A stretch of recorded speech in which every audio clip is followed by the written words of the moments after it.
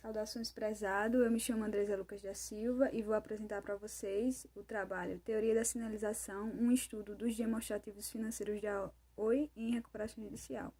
Inicialmente, o estudo se propôs, por meio da introdução, tratar sobre o dinamismo do mercado em relação ao uso da informação, como meio de geração de conhecimento para tomar decisão, por meio para os gestores e stakeholders, e falando sobre a assimetria da informação como uma desvantagem para o acesso desses usuários a essa informação e dando um norte em relação à teoria da sinalização, que ela foi criada com o objetivo de minimizar esses efeitos da assimetria da informação, por meio do uso e divulgação dos canais de integração, por meio dos portais institucionais da empresa, relatório da B3, e outras formas de comunicação do mercado para usuários externos. O problema de pesquisa seria as demonstrações contábeis da empresa Oi no período 2016 sinalizar o estado de recuperação judicial. O objetivo geral, investigar pela ótica da teoria da sinalização a relação existente entre o desempenho financeiro e os indícios de recuperação judicial. O objetivo específico, analisar a evolução temporal dos índices financeiros da Oi. E a justificativa pela pesquisa se deu devido à necessidade de se compreender e identificar os problemas financeiros da organização, revisão da literatura, evidenciando o mercado de telecomunicações hoje no Brasil, é considerado um dos maiores mercados de serviço do país.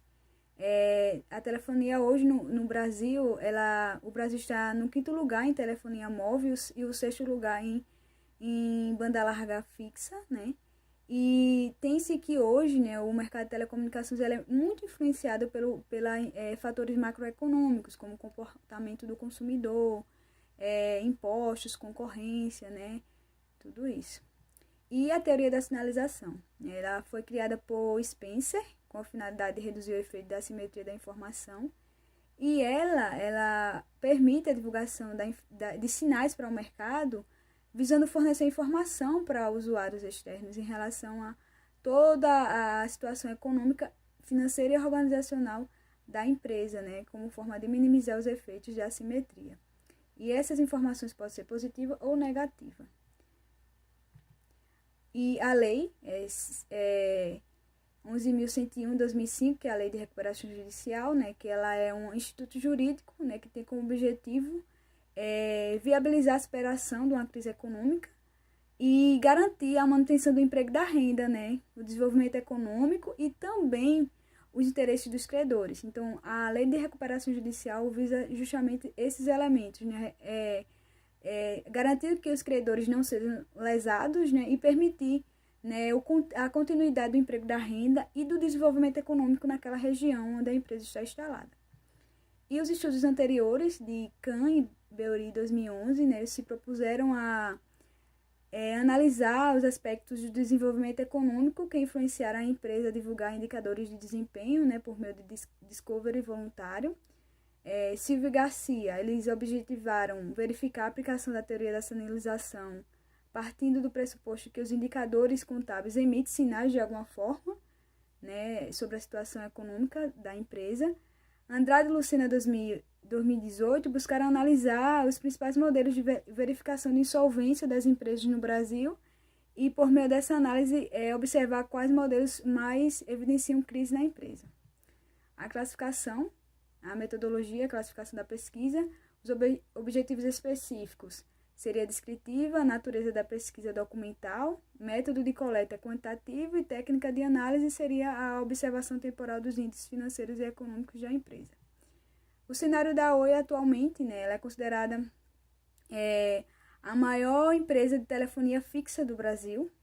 Hoje, a Oi é líder de mercado de telefonia fixa, principalmente para a empresa, ou seja, a Oi ela é líder de mercado na telefonia fixa corporativa e a 4ª maior no ramo de telecomunicações em geral. E em 2005 houve instabilidade, em 2015 na verdade, houve uma instabilidade no acesso ao serviço, e houve também uma queda no crescimento do setor. E por isso, em 2016, a empresa ela entrou com pedido de recuperação judicial, com a finalidade de se recuperar, se reestruturar, para superar uma crise econômica.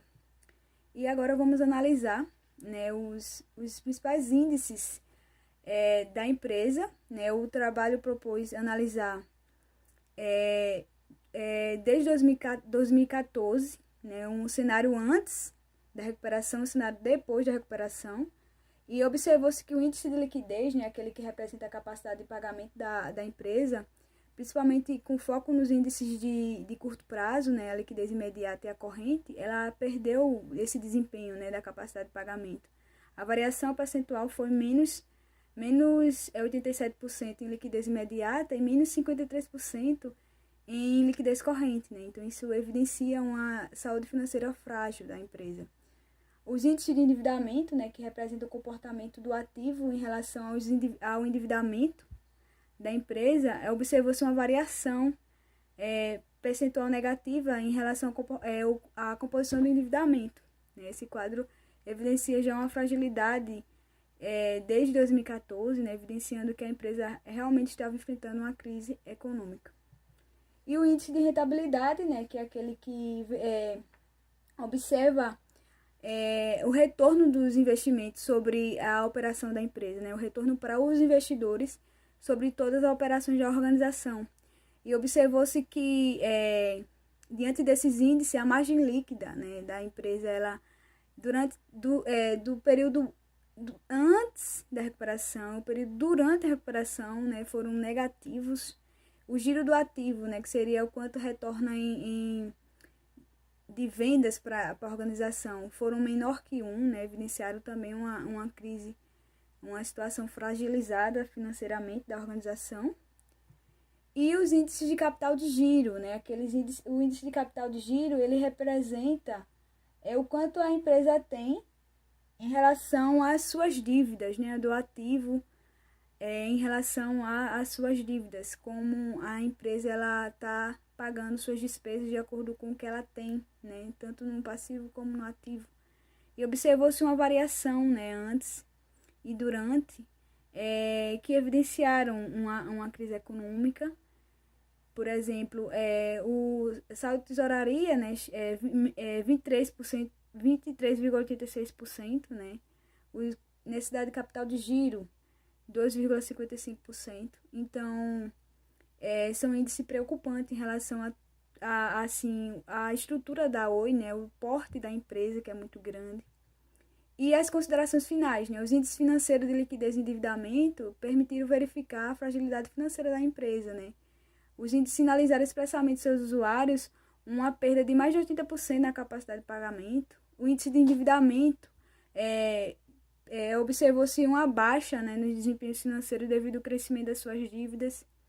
Em relação aos índices econômicos de rentabilidade e capital de giro, demonstra que o índice de rentabilidade, ele foram uns que mais sofreram em relação à margem líquida e o giro de ativo negativo, né, e a margem líquida também negativa.